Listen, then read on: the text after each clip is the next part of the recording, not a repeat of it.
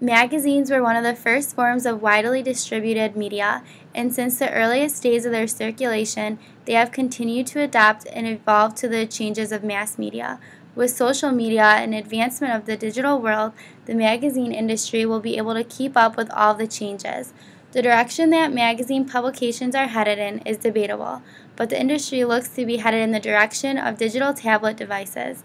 By taking a look at some of the challenges magazines faced in the past, it can help us to predict the industry's future. In order to predict the future of one must understand the past.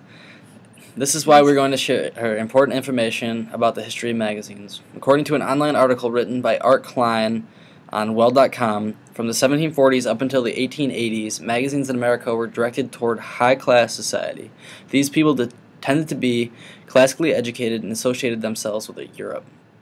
The earliest magazines resembled small, softcover books and were expensive to produce. Poor people at the time tended to read newspapers and other weekly publications. It wasn't until 1883 when S.S. McClure dropped the price of his magazine, McClure's Magazine, to 15 cents that the magazine as we know it became accessible to anyone. This was hugely successful, and it caused other publications of the day to drastically cut the price of their magazines and increase their circulation. This affected our lives by allowing magazines to become the main source in which people read about subject matter that appealed to them. This opened doors for topics such as fashion, health, sports, and other areas people were interested in. Upon the introduction of television, the sale and distribution of magazines were adversely affected. According to an online article about television in the 1950s on Buzzle.com, magazines were once the most popular source for advertising, but in the 50s, the television became the most sought-after medium to potential consumers. We can conclude that people preferred the television in the 50s because it brought an element of reality, news, and excitement for the people viewing. The struggle that magazines face with the television shows how quickly people transition with new forms of medium. Although the advent of the television dealt a major blow to the popularity of magazines, they were able to survive and remain a mainstay source within media. With the advent of the internet, the magazine has only continued adapting to the ever-changing medium. Now you can have access to articles released by a publication via their Facebook or Twitter page, which would have been inconceivable 10 years ago. Kevin Kelly, a co-founder of Wired, states in an interview that media are changing.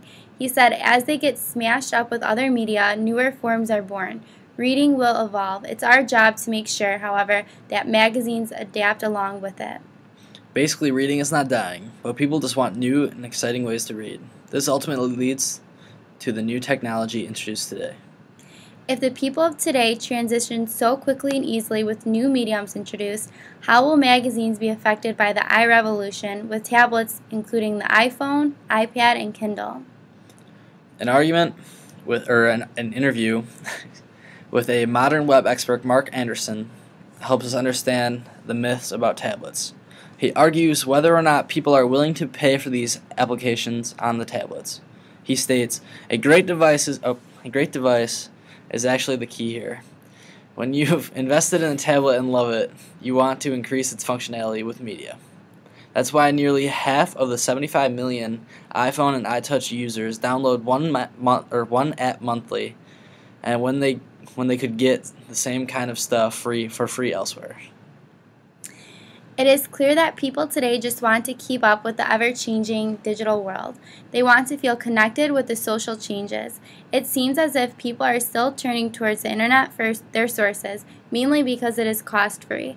However, a recent study from the Reynolds Journalism Institute states that users said they would be most likely to buy news-related apps if the prices were lower than those for print subscriptions, not the same or higher as the prices generally are now for magazine applications.